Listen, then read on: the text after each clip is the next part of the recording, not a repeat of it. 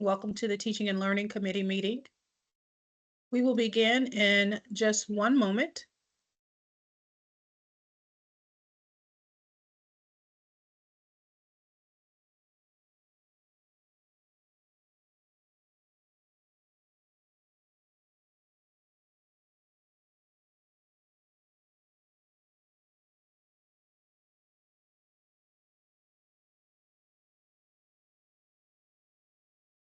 Is everyone having fun with the snow days?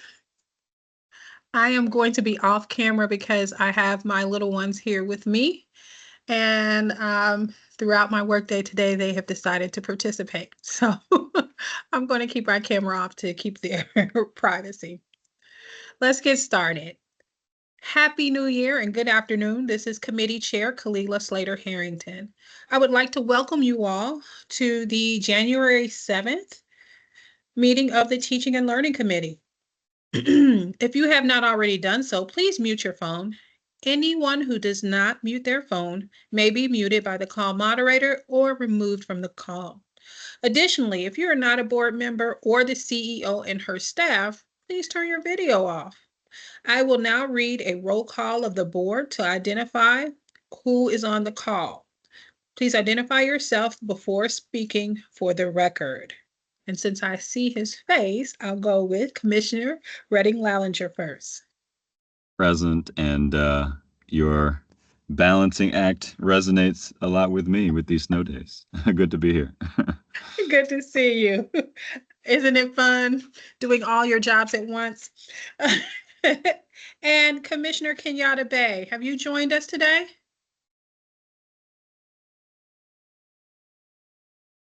He may join us a little bit in the future.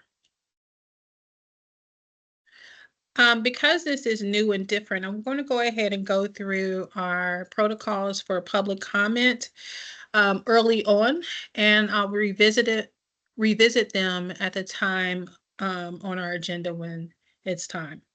But beginning in February, Teaching and Learning Committee members of the public who would like to provide public comment to this committee can do so by signing up the day of the meeting, beginning at 9 a.m. until the start of the meeting at 3:30 p.m. So if you were on today and have not signed up, be mindful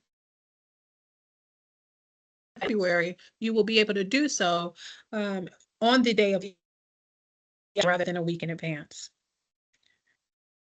Alrighty, that's the update for today, and trying to give Commissioner Bay just a few minutes to join us before we jump into our presentations.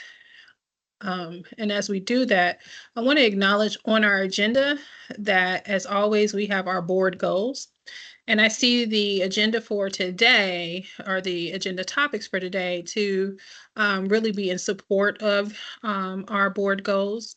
80% increase with regard to our student wholeness composite score, 40% increase with regard to the percent of students proficient on the MCAP or ELA literacy assessment, 76% increase in our four-year graduation rate, and 25% of students proficient on the MCAT grade 3 to 8 and Algebra 1 assessment.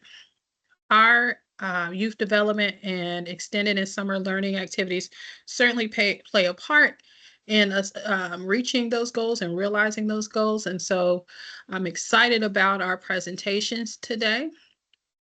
And I do believe Dr. Dabrowski, Dr. Swinton Buck, and her team are here. That being said, I will turn it over so we can get those presentations kicked off.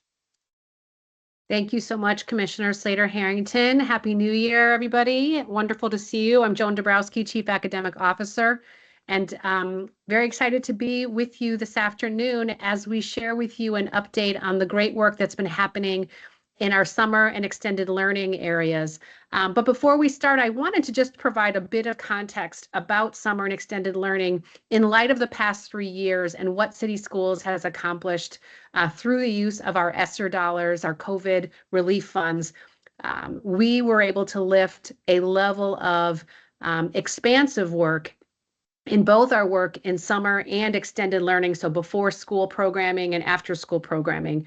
And in that time period over the last 3 summers, Baltimore City was a national leader in the way in which it expanded the number of opportunities for young people who desperately needed to come back together in that summer of 2021. And really have opportunities for enrichment and wellness and wholeness in addition to academic recovery. And so you're going to see today some of the great work that those funds allowed us to do with our students this past summer. Additionally, those dollars helped us amplify and expand our credit recovery efforts. And again, both through summer programs, but also during the school year opportunities. And so this is work that we are proud of and work that has allowed us to support young people during a really challenging point in our history. And I say all that to say that we know that our ESSER dollars are sunsetting. And so we've been very clear in our conversations internally and more with our public about our plans to be scaling back in these areas. This is something that we knew this one-time surge of funds was not going to be there for us forever. And so as we share with you this great work today, we're also signaling a very strategic scaling down of this work through a very methodical approach to looking at data, both student outcome data, but also attendance data, costs, volume of programming in general. So we are eager to share this information with you and engage the board as we are, again, methodically thinking through what this will look like in a post-ESSER funding landscape. It's something that we take very seriously as we are in the beginning of our fiscal 26 planning. But it is something that we want to be very upfront with and honest with, that the dollars that we've had over the last few years for summer and extended learning are dollars that will be sunsetting. And so what that means is how we are strategic moving forward is of utmost importance. And so with that, I do want to just signal the great work that was done in this area, who is Miss Lori Lynn Sutton, who is now our executive director for special education, but who lifted incredible work over the last 3 summers during this time period. And while she has moved on to do the work in special education, she remains a strategic thought partner as we're thinking about our plans. And so she has, again, like all great leaders do, she had a deep bench of support from colleagues, one of whom is Lauren DiResto-Stasio, who is going to share as the interim director of summer and expanded learning. She will be sharing this presentation after Dr. Swinton Buck gets us started here in just a moment. So I do want to lift up the space that we find ourselves in right now, which is celebrating great work and then also strategically planning forward, knowing we will have fewer dollars to do this kind of work. And so with that, I will, I believe I'm actually going to be tossing it to Lauren first to get us started, and then Dr. Swinton Buck will come in afterwards. So Lauren, I will go ahead and bring you on. Thank you so much, Dr. Dabrowski. Hello, everybody. Again, my name is Lauren DiResto-Stasio. I am the interim director of summer and expanded learning. I'm going to begin with just our overall agenda during the course of this presentation, which will commence with our connection to, obviously, our board and district priorities and goals. We will then spend some time discussing the extended learning opportunities, have a revisit of the amazing opportunities that we provided to our students for summer 2024, as well as provide you some context surrounding what our students are currently being able to engage in of our offerings of our 24-25 programming, and then a very brief look ahead for what we are engaging in with summer 2025. And so I'm going to take a moment to highlight here that our strategic priorities, which you see boxed off in blue, are perfectly aligned to support our Sur Day School students through their participation in summer and the extended year programs.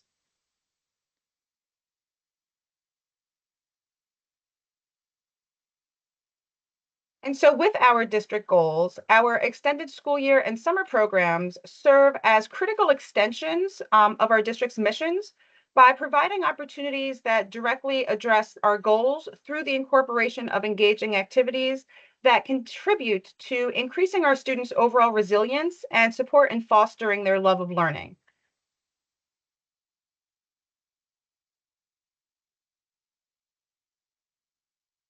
And so while our district has obviously our 4 identified goals, we view these goals not just as academic targets, but as subsequent investments in the future of our students. And so using those investments and paired with the above listed competencies, we really strive to equip our students with the overall emotional intelligence and social skills necessary to navigate life's challenges and contribute positively to their communities as a whole.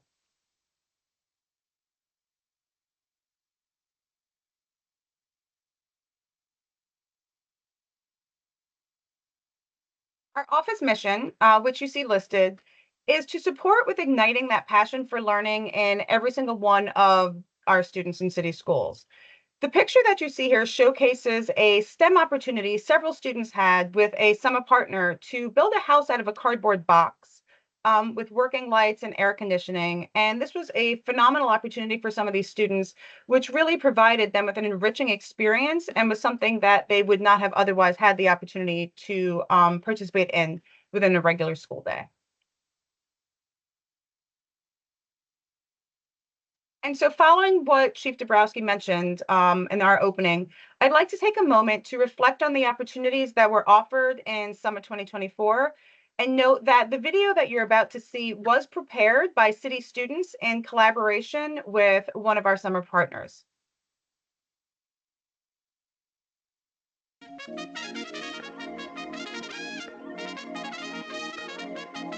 I really don't know where I would be if it wasn't for B360.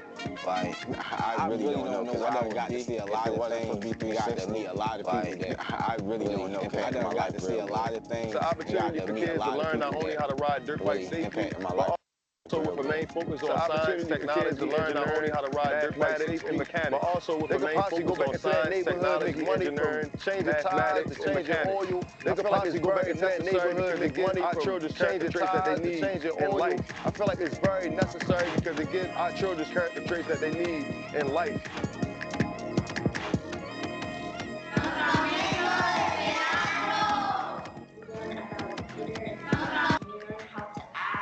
Yo vuelvo al campamento porque en el campamento aprendimos a comunicarnos más en español.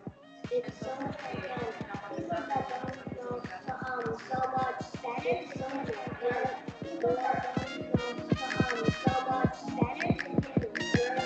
Emerald fits my personality because I'm very Emerald fits my personality. I feel like that's exactly what MRI is, especially I'm very music and I feel like that's exactly what MRI is, especially with We're building a passive house for a low income family. We're building a passive house and stuff like that for a low income. I'm currently learning how to build a house from the ground up.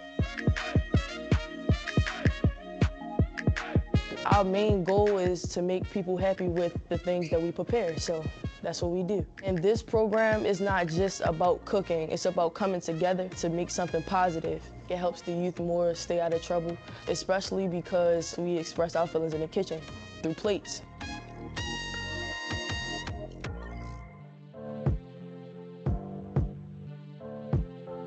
We deal with the development of youth leaders, helping young people become entrepreneurs, and really just help them reach their version of success based on what they want to do. My mentors and my facilitators, we're all youth. Nobody's older than the age of 24, so it's easier and relatable for young people to feel like we're more approachable than other programs.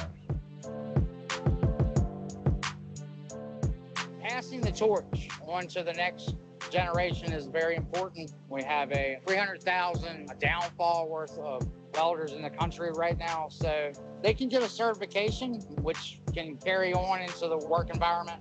You know, it could start a good career.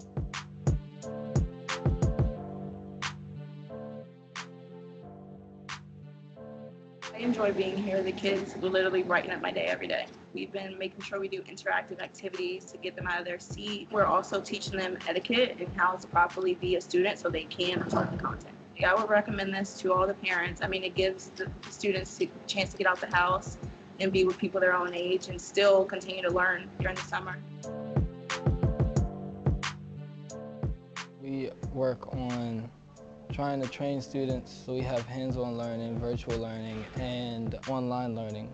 It gets you in the mindset of like mechanic etiquette, what tools you'll need. We also learn about the types of cars that we work on. This program definitely benefited me because in the future I hope and pray to make my own car company. This is my first time in this program. It's definitely a great program, I can say, though. I've gotten a lot of experience so far. I would tell everybody to not miss out on it. If you can get in this opportunity, please do.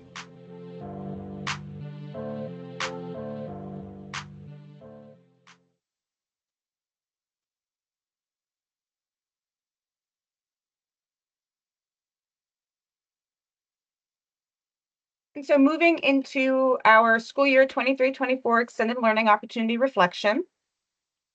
Our buckets of work involve credit recovery and expanded learning programs within our overall office. And to support students with having assorted opportunities to thrive, we offered a diverse range of programs, including school-based initiatives and district-wide opportunities. Programs are offered with varying structures, such as 4 days a week or 3 to 4 days a week for our ELP programs, and before and after school options. We maintained a student to staff ratio of 10 to 1 or 15 to 1, ensuring personalized attention, with site leads providing valuable coaching and feedback to staff. We prioritize students who have experienced learning disruptions due to the pandemic, those who were significantly below grade level in literacy or math, and those identified for support in their individualized learning plans. Collaborating with internal stakeholders to identify which students could benefit the most from these programs, and also reaching out to external stakeholders as well.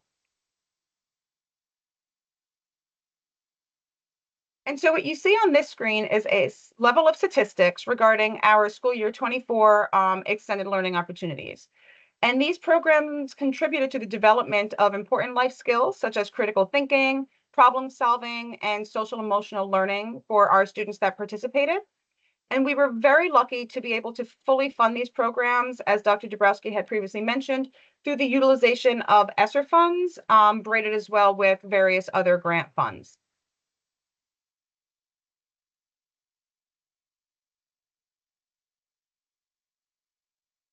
And so moving into summer learning 24 reflection, the pictures that you see on this screen are, reflect various programs which are offered over the summer from assorted partnerships and also YouthWorks. And so YouthWorks, if you're unaware of it, is a program within the Baltimore City Mayor's Office of Employment Development, Youth Services Division. And it provides 5 weeks job opportunities to thousands of Baltimore City students between the ages of 14 and 21. And so we were able, in alignment with YouthWorks, to employ over 1,800 youth through our participation of our summer learning programs.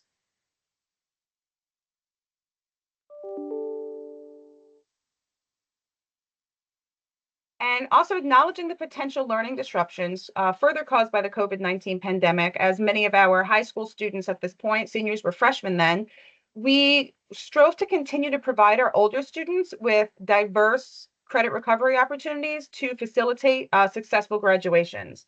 And so as you see here, is a picture of our summer 24 graduation, in which 264 summer graduates, which participated in credit recovery, were able to successfully engage upon.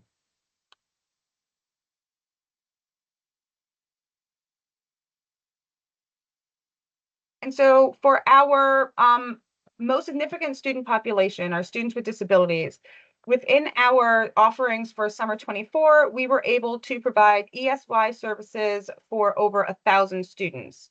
And while this occurred at a variety of sites and for a variety of programs, this was the first year, summer 24, where arts integration and robotics were offered, specifically offered at 2 schools, Dorothy Heights and Fort Worthington.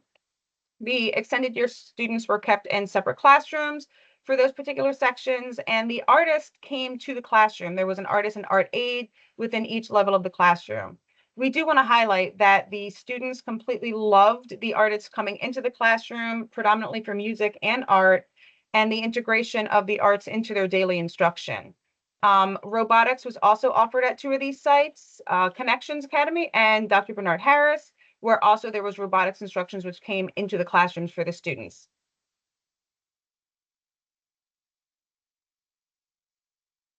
And so transitioning for our current programming,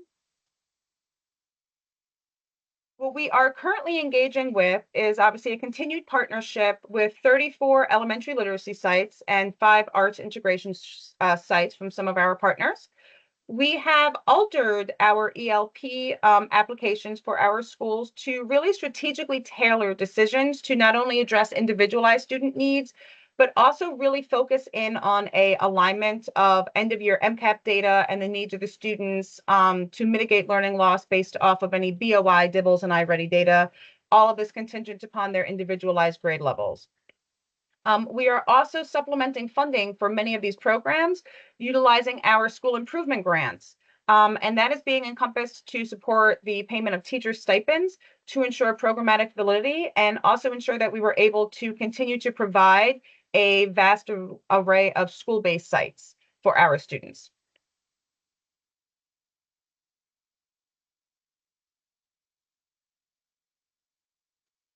And so for our secondary students for credit recovery, we have launched, which is new this year, a quarterly after-school virtual credit recovery, in addition to our in-person district-run credit recovery and virtual Saturday credit recovery programs.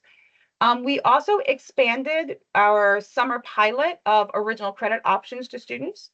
And so beginning in Saturday school, we will be offering original credit opportunities in Art 1 and 2, Health 1 and 2, Art, Computer Science, and African American Studies. And these programs will be offered to those students virtually or in person in alignment to the best structure that necessitates that of the curriculums.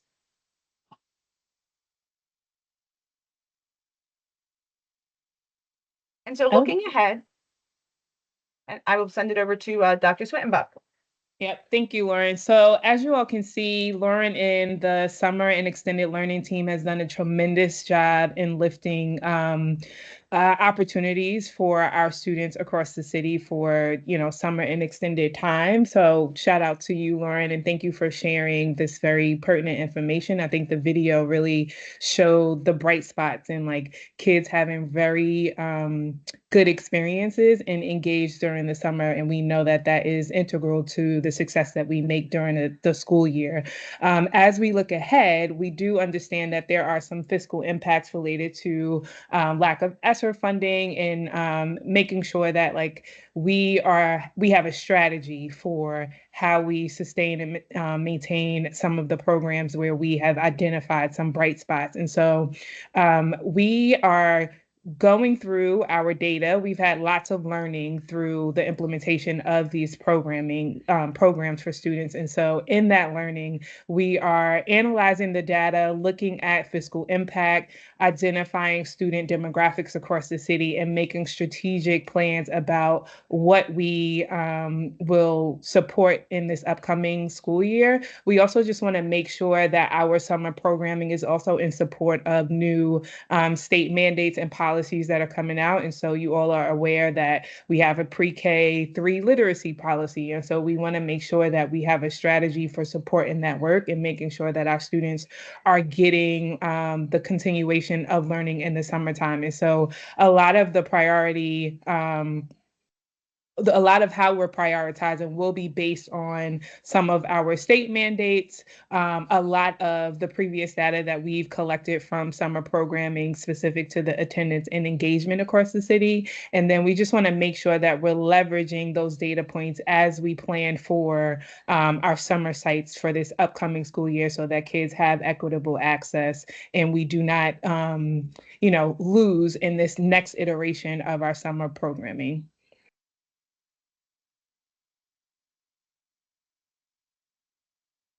So based on the information that Lauren has shared, and then thinking about how we're looking ahead and planning for the summer, are there any additional factors we should consider when determining summer programming? We are very interested in you all's feedback in this process after you have reviewed what we've presented today, and just thinking about how we can continue to plan for this upcoming school year so that students still have the level of access to meaningful summer and extended learning opportunities.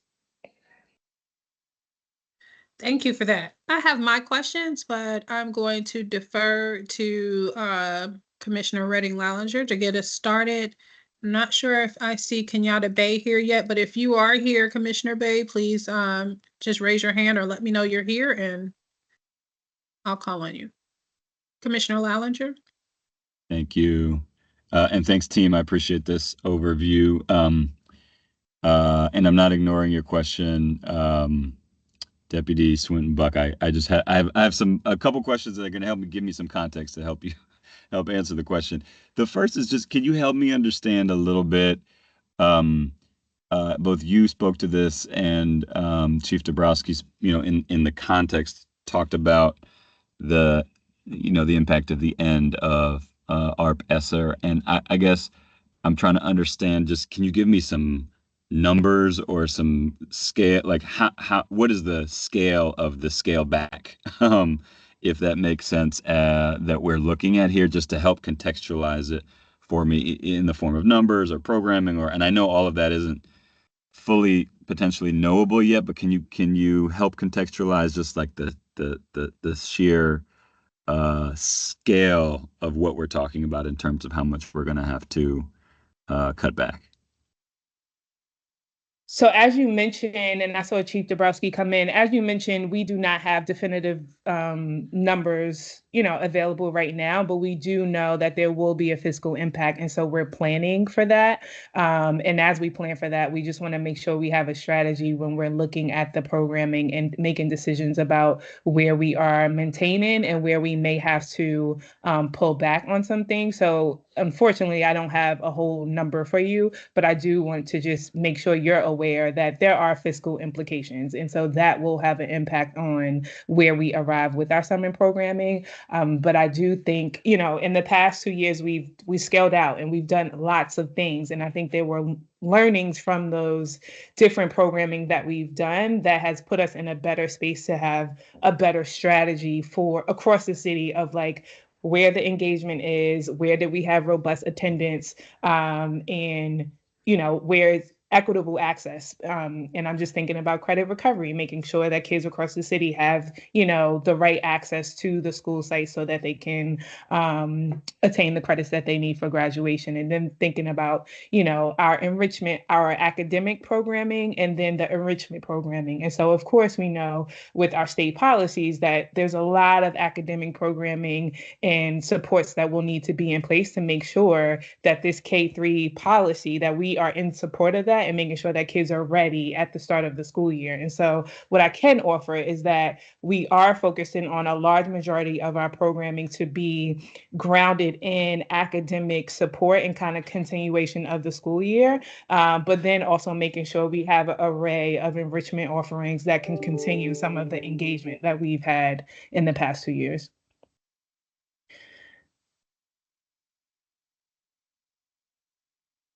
The only thing I would add, and I don't want to misquote, and Lauren, I don't want to put you on the spot. We can certainly go back and share exactly how much we've spent the last few summers, because we do have that very well documented. I know it's hovering near the 20 million mark, which is, again, unprecedented dollars to spend in this area.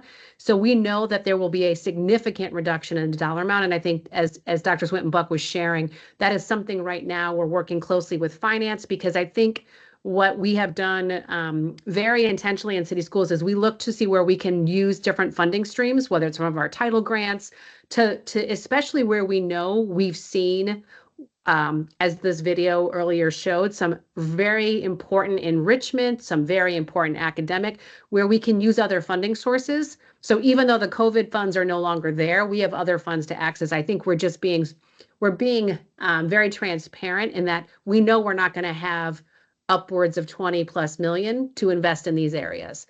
And again, that I think for us is just having to be very intentional as we look at our our return on these investments to make those hard decisions. And I think, especially with this coming in of a new literacy policy, we are mindful of what extended or summer learning programs might we need to have in place, especially for our youngest learners in the area of reading. That's going to have to change our strategy. So I think that's where we have to be somewhat responsive and fluid in how we're looking at these things too. But we can certainly, Commissioner, get for you like where we spent the last 3 summers to help us, to help you have that sort of that context and the volume.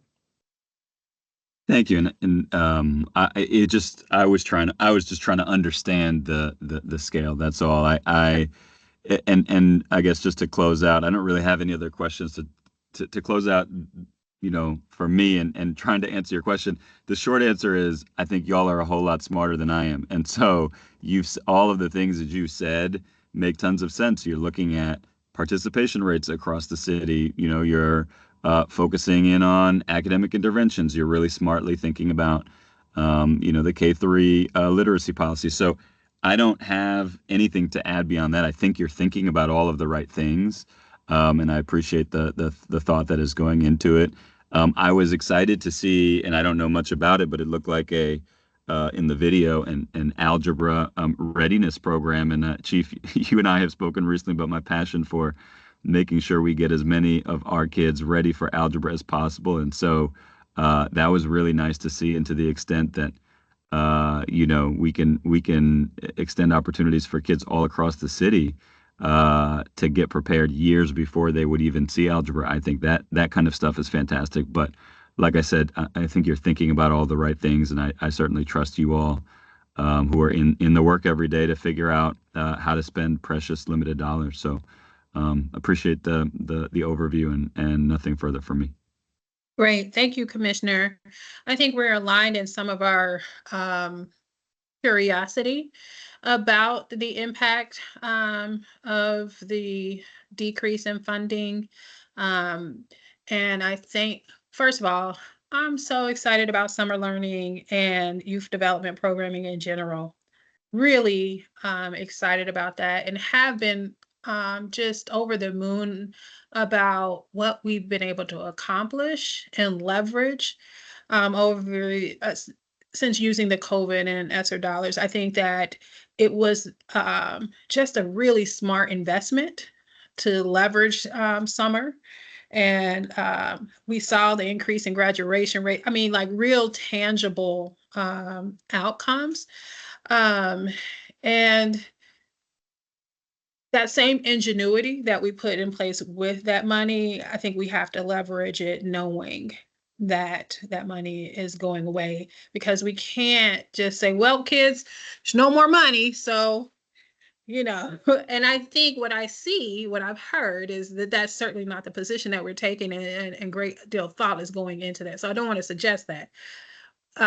What I would, maybe not today, would love some more insight. I hear what you're brilliantly saying, Dr. Swinton Buck, around, positioning ourselves around this K-3 literacy, making sure that we hold that. But what I'd like to insight is like what values or what kind of priorities, as you're thinking about that, when you see a decline of 20 million, that's going to be both sites and the number of students served. And so then how do we, from an equity standpoint, make sure that those who need more are still getting more?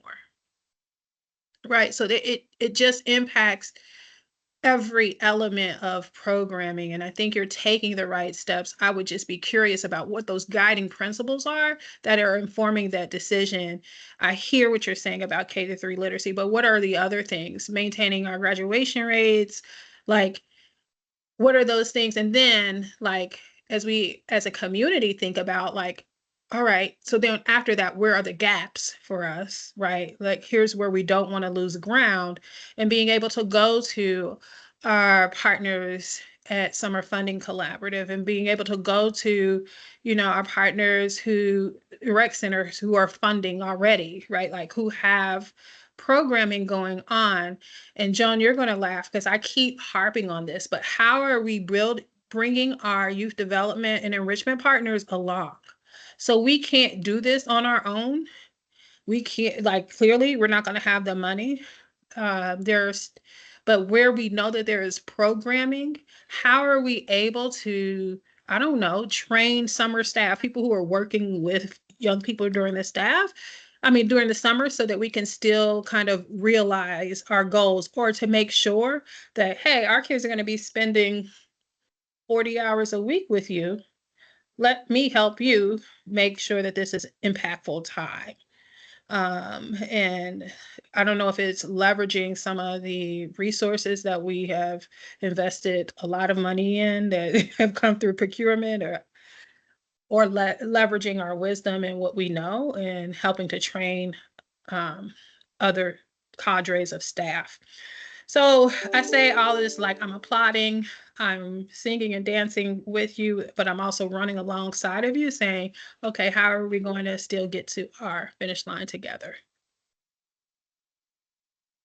All right, so I guess that wasn't a question, but Jonathan Turner and Dr. Judkins, as this thinking continues, I'd love a follow-up on what are the guiding principles here, and how are we ensuring that from an equity standpoint, those young people who need more get more.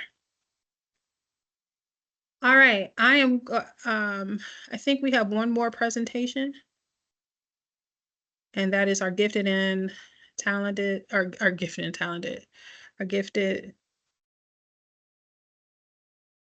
Is that still you, Dr. Dabrowski? Are you opening up for that?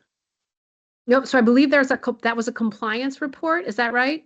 Because we did, sure. Yeah, that's a compliance report. We have a different approach that we're taking for that when we come to you, I think next month, for Continuum of Learners. Cool. All right. Yep. Yes, but we were going to highlight a few points and then open for any questions, if I'm not mistaken, Dr. Dabrowski. Yeah, no, absolutely. Oh, okay. Not a presentation. Nope. No, not a presentation. Yeah, I was. Good afternoon, all. Hi, I'm Dennis Jutras. I'm the coordinator of Gifted and Advanced Learning. Welcome. Thank you. If the committee would indulge me a couple minutes, I will quickly highlight 5 or 6 points from the compliance report and then answer any questions that you might have. I would just draw the committee and everyone else's attention to item 2, where we talk about the total number of students that have been formally identified in city schools. I'm happy to report that while the compliance report reports out 7,682, I can actually say it's 7,762 students as of the 1st of January, because we did have that last week of testing that had to be done, which is an increase of over 1,000 students from last year at this time. In item 3, I'd like to point out, this means that our identification rate is now 10.5%. Last year, when I reported to the board, we had just crept over the 10% mark for the first time ever. We're at 10.5% and moving along nicely. Item 4, I'd point out that the way we got there is because our identification rates across our kindergarten students is holding steady at around 16%, in part because of efforts we've done to get out in front to offer more students analogical reasoning exposure through things like Legends of Learning. So we're finding more students at the earliest levels, but also because of talent spotting taking place at schools. We had 1,600 students in grades 1 through 12 that schools basically said, hey, based on reports that we've given them or what they've seen in classrooms, we think this kid could be identified. And when teachers are making those referrals, we're getting up to 20% identification rate. So we're finding even more students there. I link that to item number 6, which is the fact I feel we have a very strong menu of professional development options we offer to our teachers, inclusive of summer intensive, what we call GAL Leads Academy opportunities. You can read through that. I'm not going to read that to you. I'm not going to insult anyone's intelligence there, but I stand by the fact that we have a robust listing of professional development that we offer to teachers both in person and virtually through online opportunities. I would just call to the committee's attention that there is a Burke report that's pending.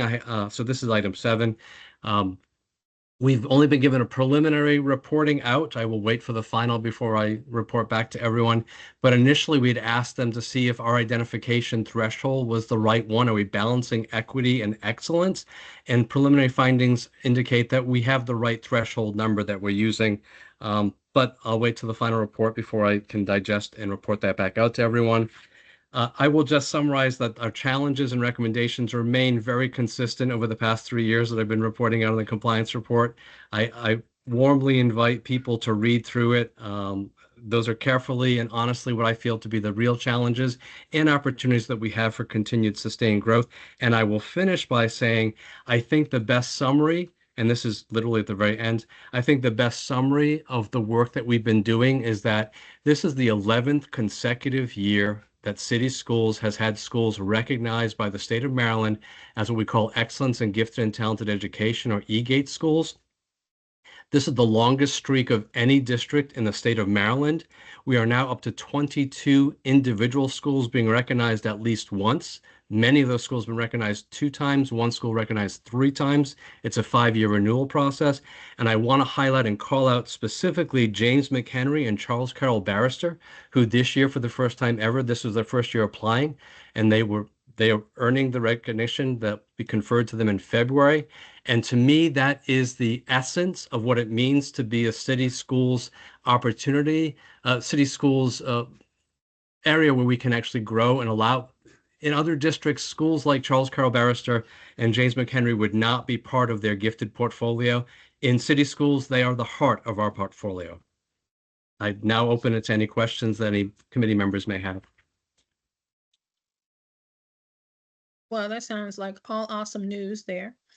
Commissioner Redding Lallinger, I saw you unmute. Do you have any questions?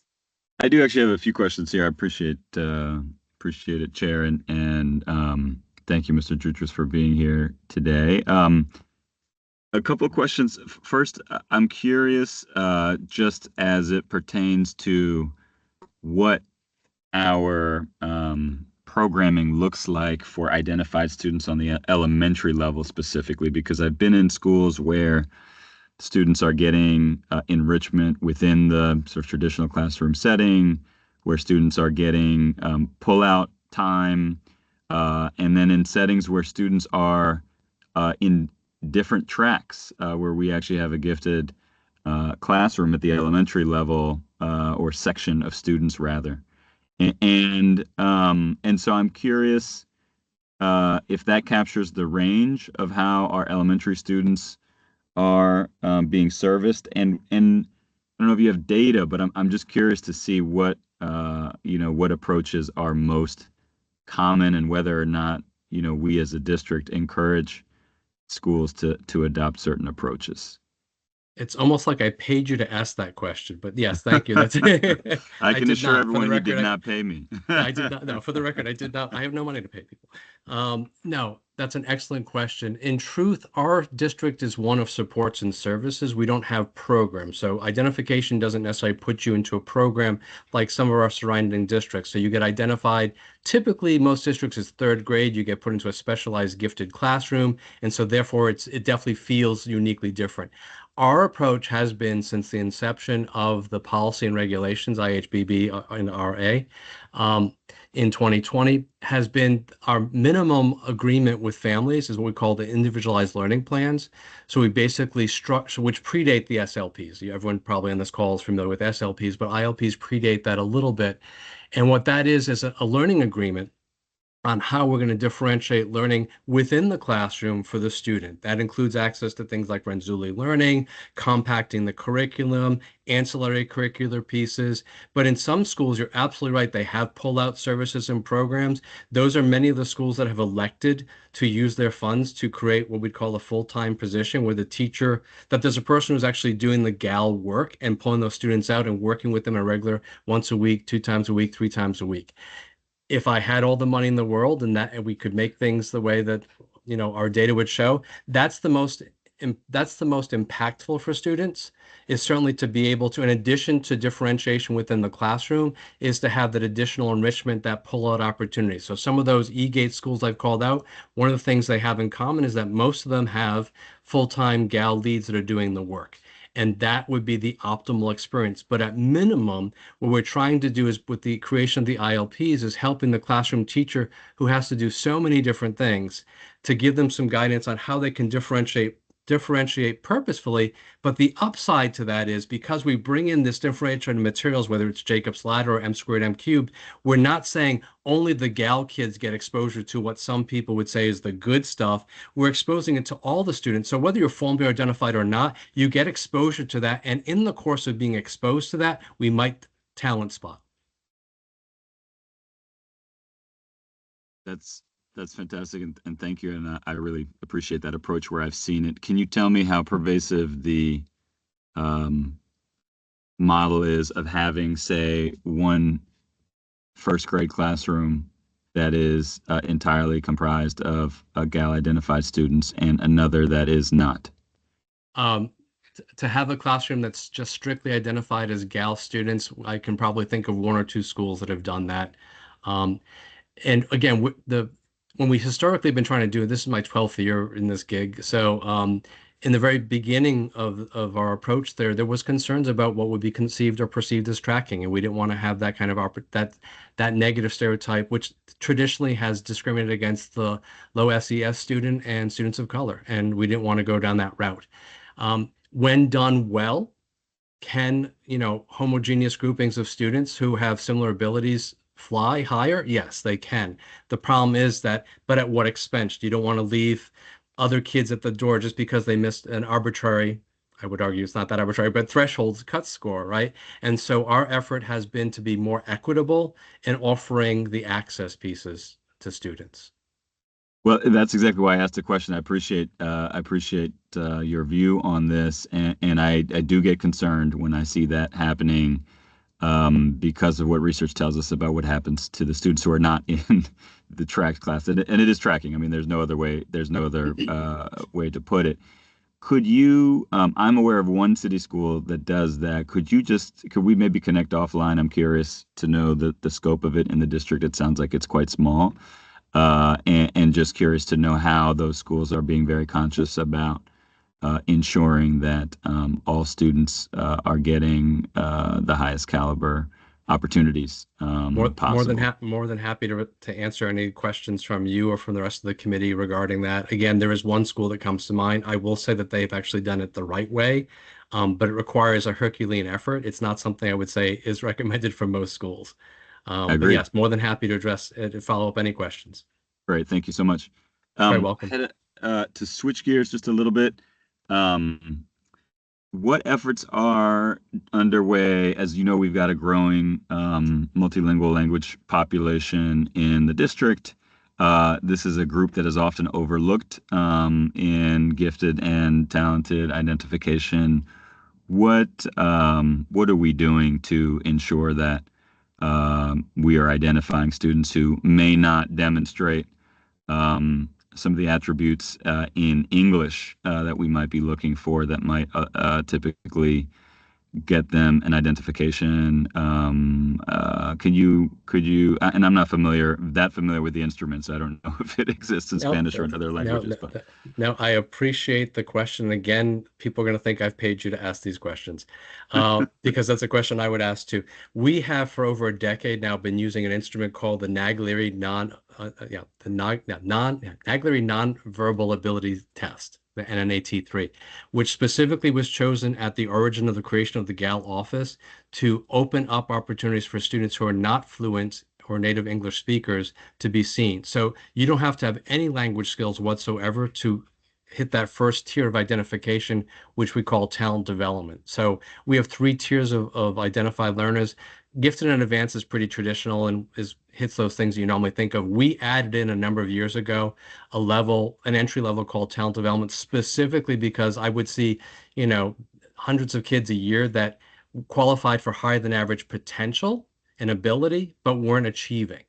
Some of those were our ML learners. Some of those were also students of color and certainly students of low SES. And so from our very beginning of the origin story is that our initial screener is completely nonverbal. There is no English language barrier whatsoever. On top of that, we work very closely with what used to be the ESOL office. I think it's ELD now. I'm still learning.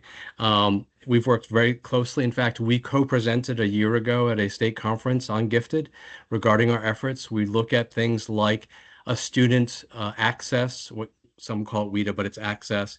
If a student has picked up more than a year's worth of language skills, then that's a student we should be screening or should be looking at, regardless of what grade they're in. Again, we universally screen all our K kids, but like I said, there were 1,600 kids above K who were called out, some of whom are MLs, who the the teachers working with them have called and said this student made 2 years progress on the access screener, and that's not typical. You should see 1 year after 1 year. 2 years is phenomenal. And so part of that's also that referral that we're seeing. That's why we're at a 20% identification rate when it's a teacher's talent spotting versus just, universally canvassing. But we've been very cognizant of that. And I would say, actually, if I'm looking at the charts in front of me, we moved up from our EL designation, now it's ML.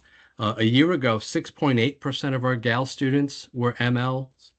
This year was 7.9%, so 1.1%. Our equity index should be somewhere around 12%. So we're moving towards making it a more equitable. We're getting closer to what we call an equitable representation of ML students. But we've been called out in national publications in the past. We're actually pretty progressive in identifying our ML population. That's great. I really appreciate hearing that. I have Sure. one last question, and then I'm done. One issue we had when I worked in New York was parents, typically middle and upper class parents, preparing their students for gifted assessments by learning about the assessment, doing practice assessments, bringing in tutors in extreme cases. And so there was what I would call over-identification in wealthy schools. Looking at the numbers in the chart here, certainly would point to higher levels of identification for our schools with less poverty. And so I guess I'm not making any conclusions from just that fact, but I'm curious to know, because I'm not as familiar with Naglieri, is this a trend that you've noticed? Is there an industry of folks helping to prepare people to get their kids to pass this test so that they have this gifted identification? Do you think that's something we should be concerned about at all? Short answer, no. Longer answer, yes, there is an industry. It's been targeted in places like New York City, in fact, where they do use the Naglieri, and there was an industry to actually start tutoring kids at 3 years of age on the Naglieri in particular. Am I going to say that never have I encountered any family that's ever gone that level? I've heard of one or two. Largely, most families have not taken that drastic step. And I would say largely because we don't have an enticement at the end of the product that says, oh, you get into a specialized program, right? Like if it was a higher stakes assessment with a real great reward of like you get to a special school, then I think there would be a human nature being what it is, then people that had the wherewithal would use that wherewithal to make sure their kids had the best opportunities.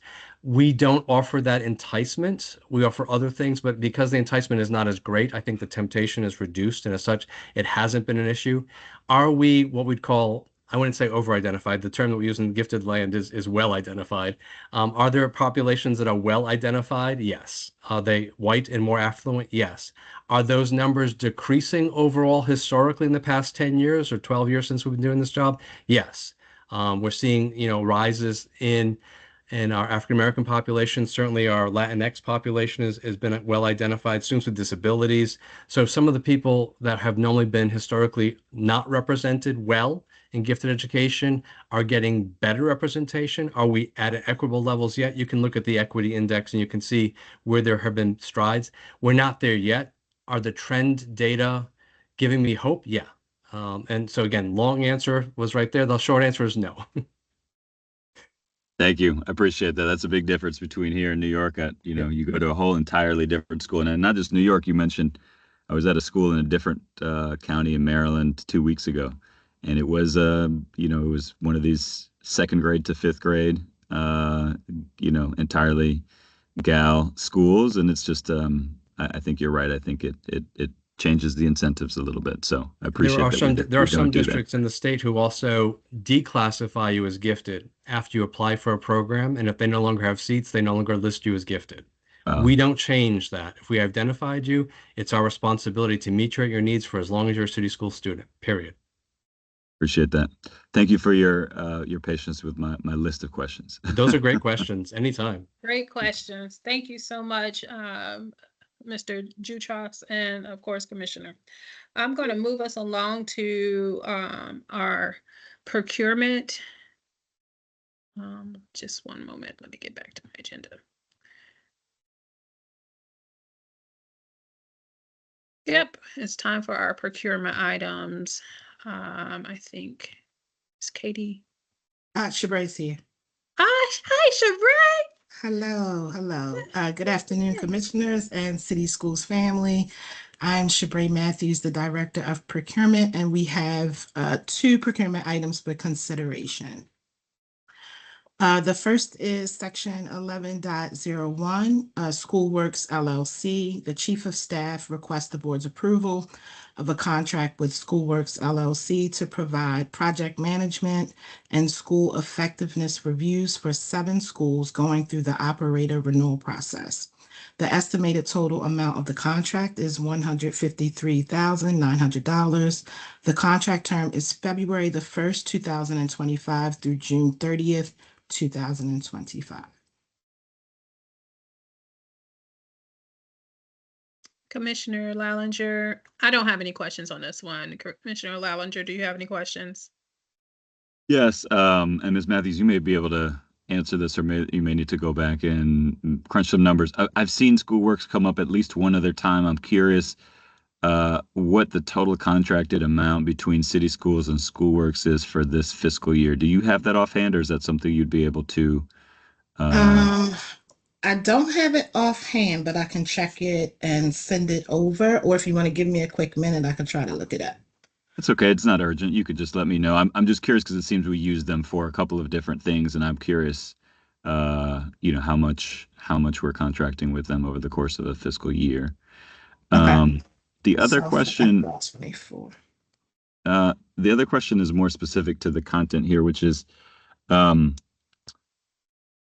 curious about this appeal. I'm reading about it. It seems like there's 2 main parts of this contract. So one is to do these school effectiveness reviews, and the second part is appeals. Now, is it that I know that they do school effectiveness reviews for schools that are up for renewal, but in this case, are these specific for schools that have appealed and are getting another school effectiveness review? I'm just trying to understand, and forgive me because this is my first time going through the operator renewal process, so I'm trying to understand the link here between the appeals and the school effectiveness review here. Is there anybody from O&I on the call?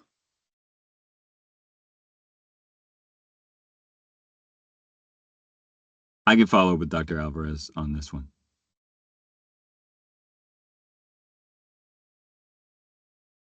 I didn't want to cut you off, Sabray, if you had anything. No, it's okay. I thought Lindsay was going to jump in, but it's okay. He said he will follow up with Dr. Alvarez. Okay. All right. So are there any other questions for Schoolworks? Not at this time. I don't have any. Okay, and then I will provide the FY24 amount after this meeting. Okay. Okay, second is section 19.01. This is for Game One Fitness, a contract increase. The Chief of Schools and the Executive Director of the Office of Whole Child Services and Support request the board's approval to increase the estimated total contract amount with Game On Fitness to provide recess support, sports league, summer programming, and active healthy schools programming services. The contract term is October 12th, 2022 through October 11th, 2025. The board is requested to increase the estimated total contract amount from $2,201,000 to $3,451,000, an increase of $1,250,000. And I do notice some extra zeros there, so we'll make that adjustment. I'm just wondering how this aligns with like the summer programming landscape we just heard about, as that is listed here. How is that accounted for in that body of work? And this is school-based selection, right? So I see the list of schools. These are the schools who have elected to use a part of their budget to cover the cost of these services. Right, so Katia said she would be on to answer any program questions, so. Yes, I am here. You're here. Hi, Katia. Hi, Katia. Hi, good afternoon. So yes, these are schools that contract with them directly. And they also have an additional set of schools that are in the queue or waiting or would like to begin services. But because this organization was already approaching their cap amount, they weren't able to start those services. Okay.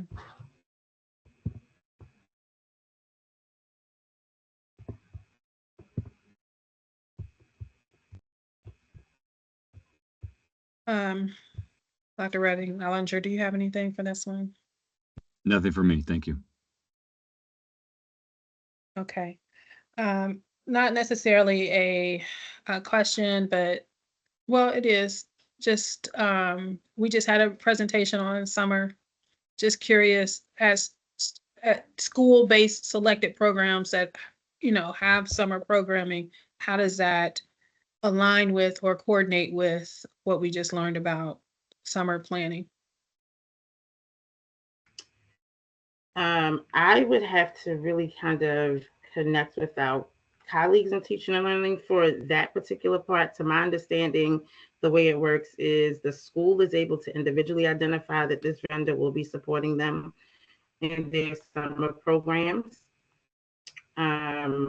I'm not exactly sure. I can't definitively answer that piece in terms of how it fits into the overall broad scope of the summer plan, I totally get it. But no, the I program can jump is, in. Oh, sorry. Yeah.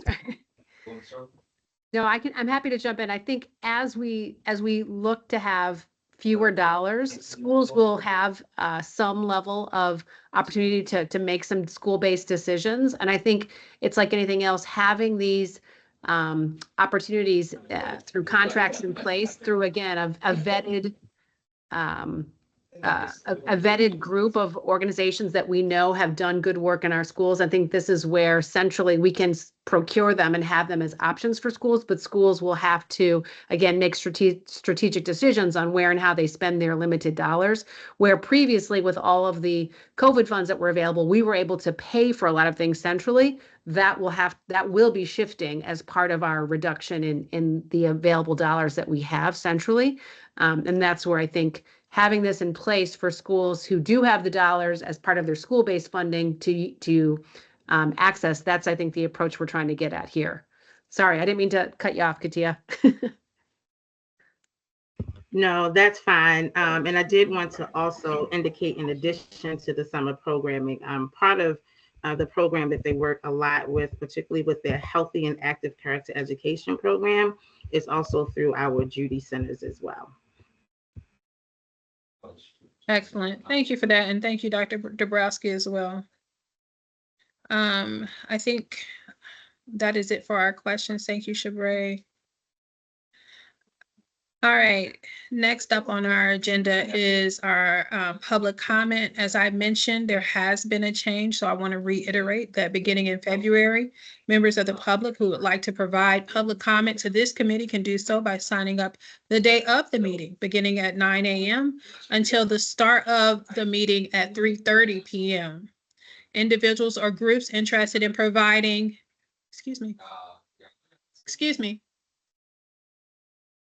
individuals or groups interested in providing comments to the committee may sign up one of three ways. Contact the board office, visit the board office at 200 East North Avenue, or email the board office at schoolboard@bcps.k12.md.us. Up to 5 individuals will be given the opportunity to provide comment to the Teaching and Learning Committee. All comments must be relevant and address teaching and learning related issues, and speakers will be granted 3 minutes. In addition, the chat function during our virtual meetings will not be used as a tool for gathering feedback or answering questions from the public. All righty, so everyone will have the opportunity to sign up should they want to. And our next teaching and learning meeting will take place on Tuesday, February 4th, where we'll be talking about supporting our continuum of learners. Please feel free to contact the board office in between if you have any questions or concerns or would like to sign up for public comment. With that, I will adjourn the meeting if my fellow commissioner doesn't have anything to add. We're all good. Hope you all will stay tuned for our upcoming meetings. Our board meeting is next Tuesday, and we have Colmar meetings coming up in between. So looking forward to seeing some of your faces, and please check out our website to participate, increase your participation. Thank you. Thank you. Thank you.